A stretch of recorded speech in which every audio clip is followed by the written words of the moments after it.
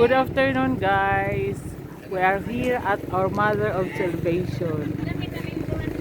This is uh, blessed by the Most Reverend Joel Z. Pailon, Bishop of the Diocese of Legazpi, on August 20, 2022. Feast Day of our Mother of Salvation and Diocesan Feast Day, third Saturday of August. So that is the statue, very big. And you will see the Mount Mayon. So, nandito ang aking son and daughter and my apo. Yan. Ang init. Kaya hindi kami makakuha ng magandang view. So, tingnan lang natin ang overview of this statue of Mother of Salvation. The Mount Mayon is very good.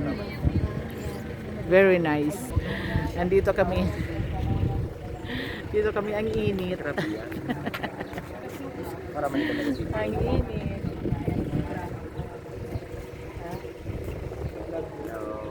Ito ba kasi mayon na nailing na background pa si Mayon? Yeah. So, itaas sa suko. Yan, Di ba? patuwan. Ganyan. Di ba nakikita na? Tapos mga 360 kita maikot. Mga 360 degrees kita. Hi guys! Ang ganda ng Mount Mayon. Kasi tangat mo pata, may diso statue. Kaya ba si friend? Hello! Challenge Di ba? Come na kayo dito sa Legazpi City. Dami ditong pasyalan. Di ba? Siyempre siya kayo ba? Yes, si Prince. How are you, my dear? Nagtago. Sunny day today. It's very hot.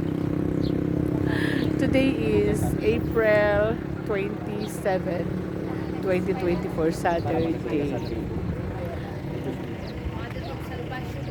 Mother of Salvation. Ang ganda dito. Lourdes. It's your... Dali na. Yeah. Picture mo na ka. Against na, madulong. Yan. Well, let me see. Okay. Bye guys. For a while.